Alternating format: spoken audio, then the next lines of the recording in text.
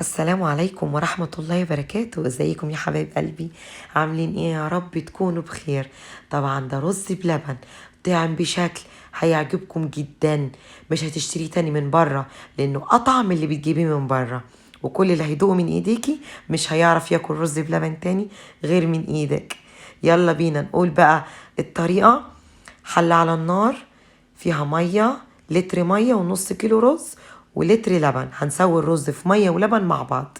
انا عملت صدقة وقلت اصورها لكم عشان تشوفوا الطريقة. يلا بسيب الرز بقى يستوي في المية واللبن، وبحضر في بولة 4 معالق نشا و5 معالق كبيرة كريم شانتيه خام بدون سكر. هرجع الرز بلبن تاني بعد ما غلي في المية واللبن. هطفي بقى دلوقتي على النار، هسيبه بقى يتشرب من المية واللبن دي كده في السخونة بتاعة الرز بلبن. هغطيه واسيبه ربع ساعة وترجعي له تاني، هتلاقيه نفش واستوى كده من غير ما تولع عليه النار، هيطلع تحفة. دلوقتي بدوب النشا والكريمة في لبن بارد، وانزل عليهم قشطة من عند اللبان، علب القشطة بتاعت السوبر ماركت الموجود عندك. انا نزلت ب4 علب قشطة.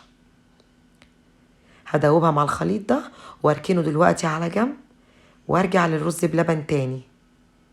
شايفين بعد ما اتشرب؟ ده بعد ربع ساعة لما طفيت عليه. تحفة.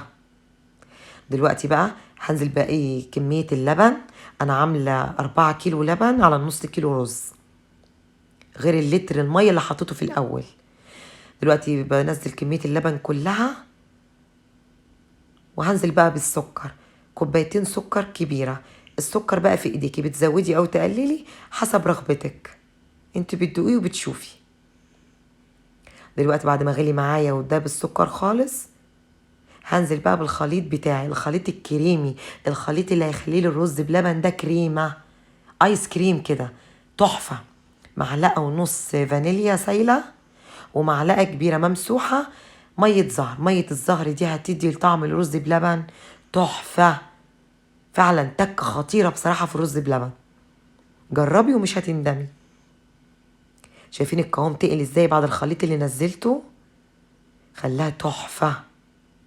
دلوقتي هطفي عليه النار واسيبه يهدى خالص، وبعدين اعبيه بقى في العلب والاطباق. اجمل حاجة في الدنيا الصدقة، انك تعملي حاجة كده وفي قمة سعادتي وانا بعمل الحاجة اللي مطلعها لوجه الله، والناس تبقى مبسوطة وانتي بتديها لهم. لا ينقص المال من صدقة. شايفين بقى بعد ما خرج من التلاجة؟ كريمي تحفة. يا ريت تجربوه وتكتبوا لي رأيكم في الكومنتات، اتحداكم ان هيعجبكم جدا. يلا ما تنسيش تعملي فولو عشان كل فيديوهاتي توصلك بسهولة.